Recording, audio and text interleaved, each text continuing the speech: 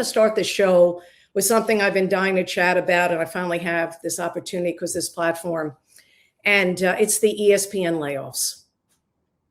The ESPN layoffs were awful. You hate to see anybody lose their job, right? Doesn't matter what they do for a living. Big corporation, if you work for a big corporation, you're usually blindsided. It's just the way it is. It's not fair. You never paid your worth. It's not fair. But it doesn't matter what you do for a living. It's all bad. When you're laid off, when you're fired, when your salary's cut, when you have to think, what do I do now?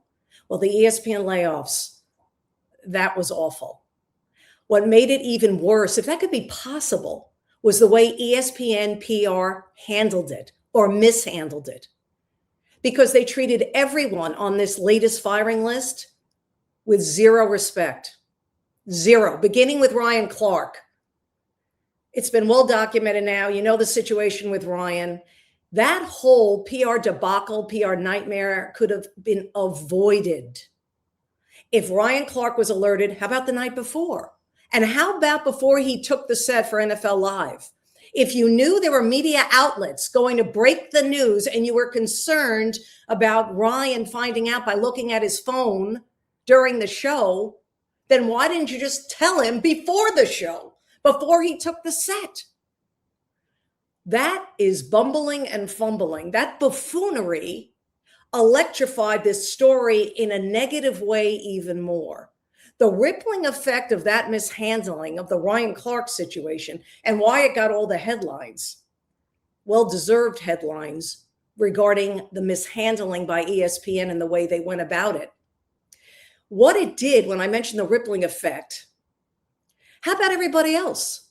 They became an afterthought. Everyone was writing and talking about on social media Ryan Clark, as they should have been, because that was embarrassing. But people like Karl Ravech, who had been with the company for 33 years, who built basically Baseball Tonight, who was the main man of ESPN's baseball coverage for over 3 decades, he became an afterthought. How about David Lloyd? David Lloyd is one of the SportsCenter anchors I work with for a couple of years. We did a show on during the afternoon, did a SportsCenter show. Great guy, great human, great talent, great interviewer, great writer. He became an afterthought. And all the others that were let go were like, oh, by the way, this one doesn't have their job anymore. And this one doesn't have their job anymore. But let's get back to Ryan Clark. ESPN brought that on itself. It's still a big deal. You still hate to see this, but it was worse because of how ESPN handled it. And I was really disappointed in that. First and foremost, I felt sorry for those who were treated the way they were. How about the over 150 people behind the scenes that were let go? They have their own story. Just because they're not on TV, it doesn't mean their stories aren't as significant. And they weren't blindsided. Just like Karl Ravech, Ryan Clark, Bart Scott, Stefania Bell, Charles Davis, Tom Pellisaro, on and on, Cam Newton, on and on. But this really bothered me, the way ESPN treated these people. No dignity, no respect. So we all are looking, who's responsible for this? Why is ESPN laying off so many people year after year? It's become an annual event. Well, because they have to pay their bills, right? The business has changed. It's not about the talent and paying them and the studio shows anymore for ESPN. It hasn't been that way for a few years now. It is about paying the bills. It is about rights fees. It is about competition with streaming services to get the best leagues on their air, to get the best events on their air and outbid everybody. And where are you going to get the money? ESPN has to pay billions to the NFL now, billions to the NFL network. They pay for college football. They pay for their NBA rights. You know, NHL is not as much, but they still have to pay the bills there. This is what happens. This is our business. So what I had a problem with, and I know you guys wanted to blame Pat McAfee, and I know you wanted to blame Stephen A. Smith.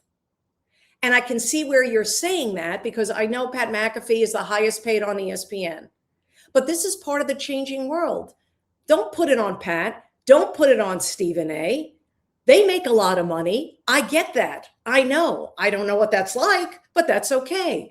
They asked for the money, and guess who paid them? The ESPN bosses, Disney. They paid their salary. They'd agreed to this $60 million a reported contract for Pat McAfee. Kudos to him. He asked, they paid it. Same with Mike Greenberg, Scott Van Pelt, two of the higher paid anchors and personalities on ESPN. Their representation asked for $7 million a year. Guess what? ESPN paying them that much, reportedly. So I don't blame them. That narrative is dumb. That's not the reason. It's ESPN having to pay these bills and living in a world in this broadcasting field in sports where you have to compete. And they don't want to be left behind. ESPN does not want to be left behind. Hey, they already got their eyes on the World Cup in 4 years. Seriously.